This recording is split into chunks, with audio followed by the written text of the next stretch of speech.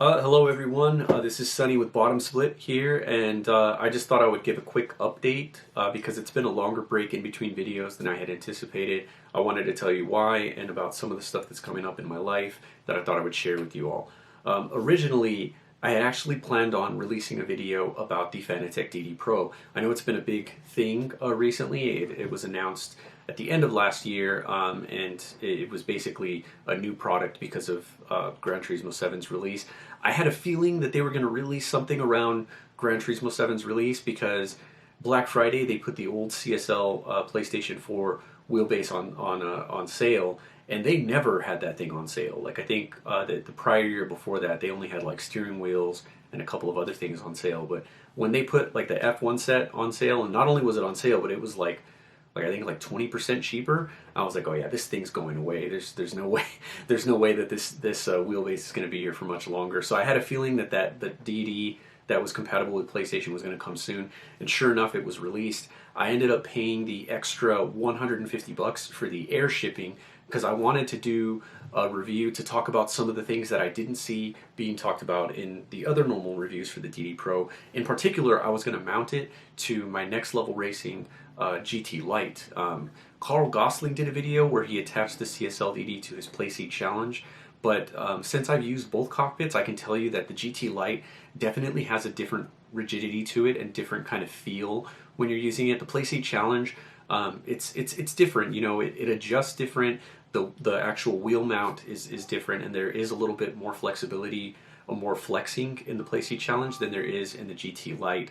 But unfortunately, my external microphone stopped working on my Canon M50, so 3 hours of footage later, when I started getting ready to edit my videos, I couldn't hear any sound at all. And I was like, what is going on? Why is there no sound in my videos? And so I sent my Canon camera to Canon to go get fixed, and then I found out that they weren't going to fix it because I didn't have the receipt or the warranty information, which I thought is ironic because the camera that I have, it hasn't been out for more than 4 years, and the warranty for it, if you buy it new, is 5 years. So even without the receipt, they should be able to say, oh well, you definitely bought it less than 5 years ago. But hey, you know, they have their policy. I can't complain too much about it. It's going to be the last Canon camera I buy, but I'm not going to tell you don't buy any Canon cameras, because I'm sure somebody is in the comments is going to say, yeah, this is why you should make sure you get the receipt, or always buy like official refurbished or something to make sure you have the warranty. Like that's fine and all, but like definitely I feel like they could have done a little bit more, or at least like offered to sell me the parts to fix it myself. Like the fact that they just took this hard stance, like, oh, you got to pay us $300 just to figure out what's wrong with it, and then we'll see how much it costs to fix it. I was like, okay, I mean, for $300, I'm just going to search for another camera. Like that's not cost effective for me. But fortunately, the internal microphone still works, so I'm using it right now to talk to you guys right now. But anyway, the topic for today, one of the topics for today is what's happening with me and the channel. I'm not giving up. The channel's going to continue, and I'm going to continue making content, but I am relocating. So some of you might remember that I'm in Japan right now, and that's where I've been for the majority of the videos that I've made for the channel. And you know, Japan is an amazing place, and I really love living here. I've been here for 5 years. I came here at the end of 2016. I came here for a job, and you know, the job itself, it wasn't bad income wise. So for the cost of living in Japan, I had a decent amount of disposable income, and there's a lot of really great things about Japan. For example, you can get really good food for a really low price. Like they have these things called the convenience markets in Japan. They're otherwise called konbini. That's what they're called in Japanese. And you know, you could go there and maybe spend $4, and you could get a good enough lunch that you'll be full, and it won't be terribly unhealthy, but it'll also be delicious. You know, there's things like fried chicken and sandwiches and rice balls that you can get there. It's really nice. The other great thing about Japan is no tipping culture. So when you go to the restaurant, whatever the price is on the menu, that's what you pay. Like, how awesome is that? And you might say like, oh, well, what about the restaurant workers? But I mean, Japan has national health care. So even if you work part-time at like a restaurant or something, and you're only making, I think the minimum wage here is about $10 an hour, even if that's how much you're making, you'll still get health care from the government, and it's subsidized based on your income, so you probably aren't going to have to pay that much out of pocket. I think the most that you have to pay, no matter what your income is in Japan, is like $550 for like your whole family.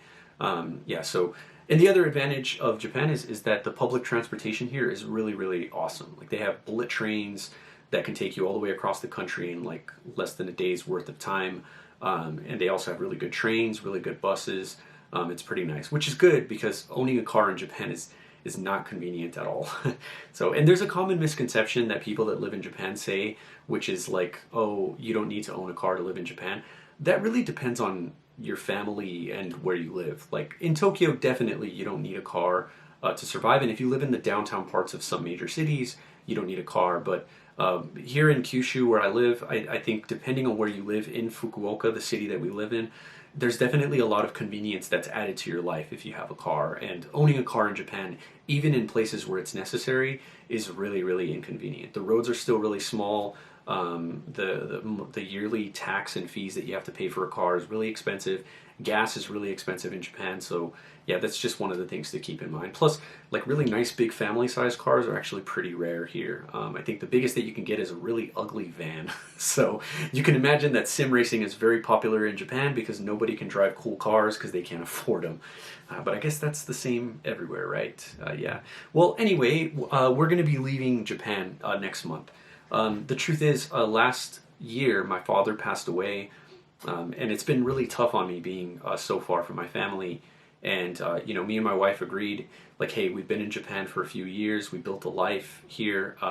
It's very easy for us to come back and forth to Japan from California because we have a place to stay. We have our family here. We have stuff here that we're going to keep here. We have our car here that we're going to keep here. So if we were to live in California and come back to Japan for maybe a month out of the year or just for vacation, it would be really easy. We would just have to deal with the jet lag, but we wouldn't have to deal with hotels or car rentals or any of the other stuff that you have to deal with when it comes to traveling.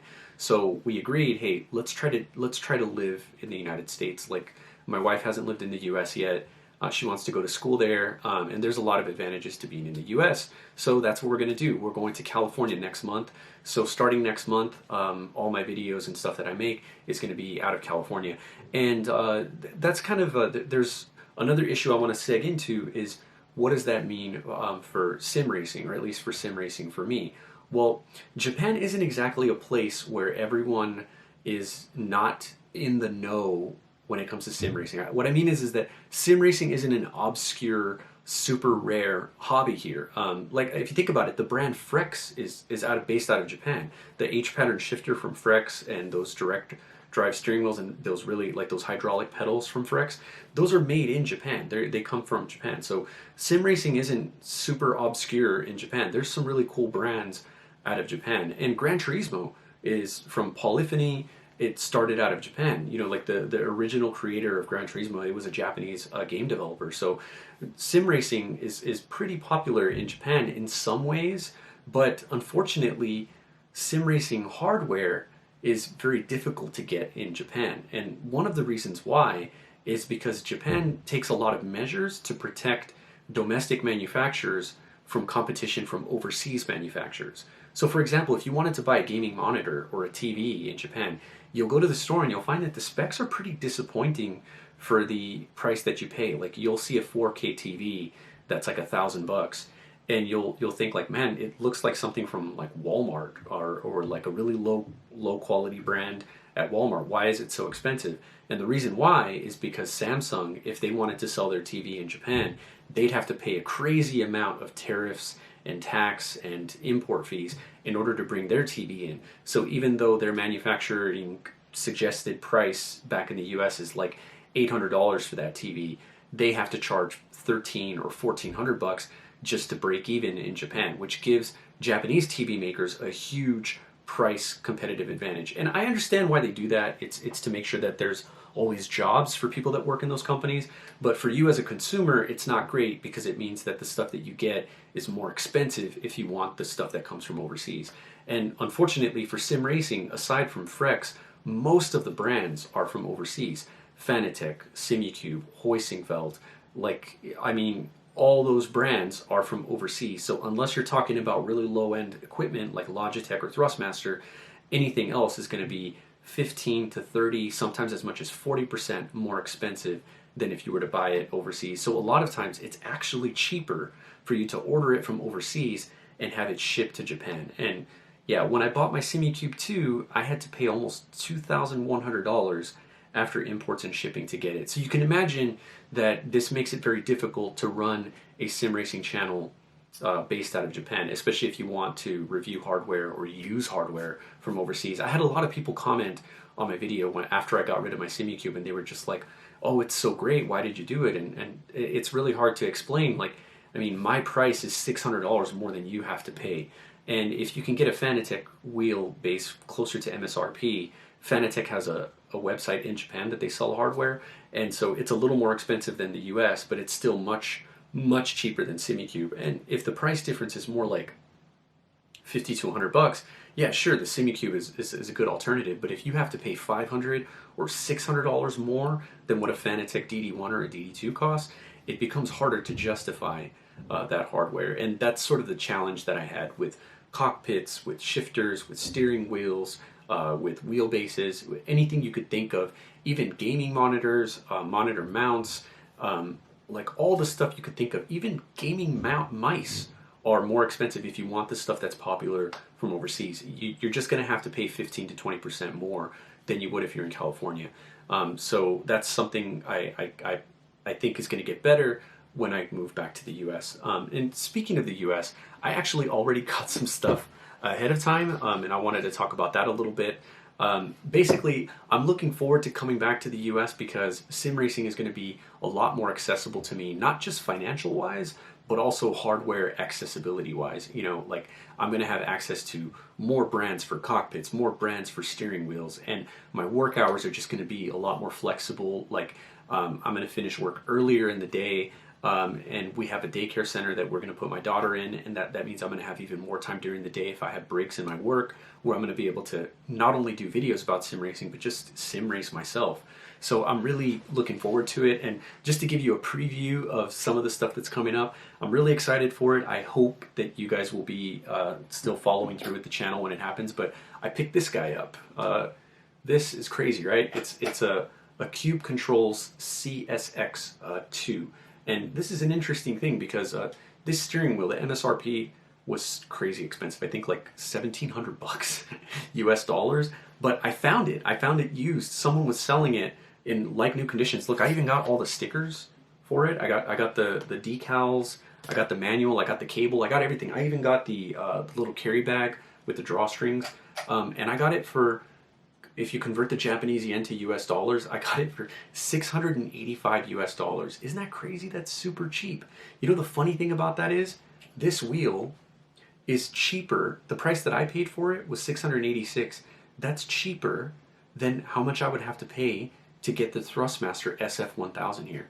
Isn't that crazy? Like this wheel, like you would never cross shop a Fanatec Formula V2 with an advanced paddle module and a CSX2. You just wouldn't, because they're not in the same price range at all overseas. But for me, that's what I got. But I got the CSX2, and I'm going to do a video like, what is it like to use a $1,700 Formula wheel with an LCD screen on it, with the podium hub on the CSL DD, or like the DD Pro. Like, I think that's kind of an interesting dynamic, right? Does it really soften the force feedback, or is the DD Pro or the CSL DD, is it powerful enough at 8 Newton meters to drive the CSX2 and for you to actually feel the force feedback?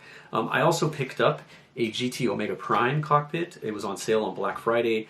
I used a 5% off coupon that Boosted Media kindly had on his page. I believe it was him. Almost every YouTuber has a discount coupon for the GT Omega cockpit. So I got 5% off. It did stack with the Black Friday discount. So that cockpit shipped to my house in the US was only like $580, $590. So I got the GT Omega Prime, but I didn't get it with a seat. So one of the fun ideas for a video I'm going to do, I don't know how many of you are familiar with the US and sort of the culture there around cars, but in the US, especially in California and some parts of Arizona and Texas, they have something called a junkyard pickup part. What that means is you pay a flat fee to get into the junkyard, and anything that you can pull out of a car and carry with your hands, you don't have to pay for when you leave. So what I'm going to do is I'm going to go see if I can find myself like an S2000 or a Subaru STI car seat, and I'm gonna see like, hey, how does a seat like that go on, you know, on a GT Omega Prime cockpit? Because, you know, I don't know about you guys, but I'm a little bit tired of seeing like the same sim racing aluminum profile cockpits with the exact same seats. Like it's always the Track Racer GT seat with the high shoulders, or you know, like the SimLab Sparko seat or whatever. Everybody has the same seat, and I'm just like, you know, can somebody try something different? Like, wouldn't it be cool to see a cockpit that has like a Cadillac Escalade seat? That's what I want to see. So I'm gonna go find something unique at a junkyard, and I'm gonna share that experience with you guys, because the cool thing about a pick-apart is you can get a seat for like $50, maybe even cheaper than that. So, you know, I'm going to try that out. I also ordered a VRS DirectForce Pro. And I know what some of you are thinking, wait, I thought, Sonny, you bought a DD Pro. Why are you buying another direct drive wheelbase? Well, you know, because in the US, it's much cheaper to get that than it is here in Japan. The DirectForce Pro, even with taxes and shipping, was like less than $900 delivered. And I had some credit card points, so I figured, you know, hey, I'll just use it. I got like a $200 credit to my American Express, so I figured, hey, you know, like this is actually not going to be that expensive. So I'm going to talk about the VRS DirectForce Pro, and I got the DD Pro with the load cell pedal. So I'm going to talk about that with the GT Omega Prime. There's a lot of cool stuff that we're gonna talk about coming soon. So I apologize for the delay in the videos, but I hope that the videos that are coming soon are going to make up for it. One last thing, for those of you who have the DD Pro, I couldn't share the footage with you because it doesn't have the audio. I guess maybe I could try to use some of the footage without the audio, but regardless of that footage, one thing I wanted to share with you is if you are having trouble with your DD Pro and you find that the force feedback is very weak and some of the buttons on the steering wheel don't work, one suggestion I'm making is to try setting the DD Pro to PlayStation compatibility mode. So if you're using it with a PS5 and you're finding that it's not working as you thought it would, I would say, you know, press the power button, press and hold it for like a couple of seconds to make it switch modes. No, actually you don't press it a couple seconds, you just press it and it switches modes. Switch it to PS compatibility mode. That's what Fanatec recommends on their forum, because a lot of these PlayStation games, they haven't updated their wheel support to support the newer Fanatec wheels. So if you put it in compatibility mode, it'll generally fix the issue. When I did try out the wheel with Dirt on my PlayStation 5, I found that compatibility mode, the force feedback was much stronger and all the buttons on the wheel worked. And it wasn't just on PlayStation, even on PC, using PC compatibility mode fixed the issue of like the 4 dials not working. So if you're having issues, I would suggest trying that. But yeah, anyways, thanks for the support. Yeah, like I'm looking forward to making more videos and letting you guys know how it goes. If you have any questions about Japan or anything like that, shoot me a comment below, let me know. Otherwise, I'll see you all next time. To my nieces and nephews back home, I love you all, and I'll see you in less than a month. So you all don't have to watch these videos to see your uncle. Now it's only the people on the internet that have to deal with my videos. All right, bye everybody. See you next time.